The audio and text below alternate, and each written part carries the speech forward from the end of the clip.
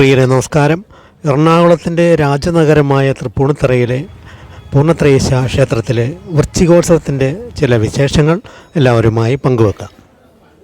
വൈകുണ്ഠത്തിലെ പോൽ പൂർണ്ണതയുള്ള രൂപമായതിനാലാണ് പൂർണ്ണത്രയീശൻ എന്ന പേര് ആ ക്ഷേത്രത്തിന് ലഭിച്ചത്. AD 947 പ്രതിഷ്ഠ നടത്തിയെന്നാണ് വിശ്വസിക്കപ്പെടുന്നത്. പഴയ കുരൂർ സ്വരൂപം അന്യം നിന്നപ്പോൾ കൊച്ചി രാജവംശത്തിന് ഈ പ്രദേശം ലഭിക്കുകയായിരുന്നു. ഈ ക്ഷേത്രത്തിൻ്റെ ഉത്ഭവകഥ ശ്രീമദ് ഭാഗവതത്തിലെ സന്താനഗോപാലം കഥയുമായി ബന്ധപ്പെട്ടതാണ്. ബ്രാഹ്മണൻ്റെ 10 കുട്ടികളോടൊപ്പം വൈകുണ്ഠത്തിൽ നിന്നും ഭൂമിയിലേക്ക് തിരിച്ച അർജുനൻ മഹാവിഷ്ണുവിൻ്റെ പൂർണ്ണമായൊരു പ്രതിമയും ഒപ്പം കൊണ്ടുവന്നു. അതാണ് തൃപ്പൂണിത്തുറയിൽ പ്രതിഷ്ഠിച്ചത് എന്നാണ് വിശ്വാസം. ആയതിനാൽ സന്താനഗോപാലം അർച്ചനയാണ് ഇവിടെ മുഖ്യമായും നടത്തുന്നത്.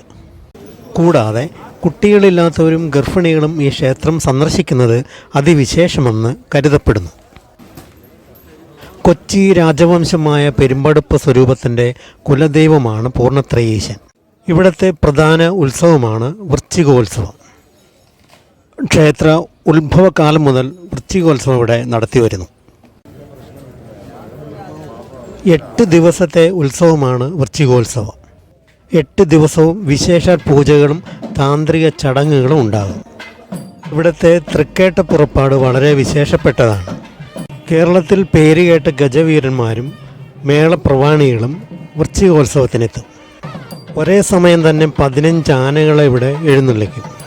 വൃശ്ചികോത്സവ നാളുകളിൽ രാവിലെ ശീവേലിയും രാത്രി വിളക്കിനെഴുന്നള്ളിപ്പും ഉണ്ടാകും. വൃശ്ചികത്തിലെ ചോതിനാളിൽ കൊടിയേറി തിരുവോണനാളിൽ ആറാട്ടോടെ ഉത്സവം അവസാനിക്കും.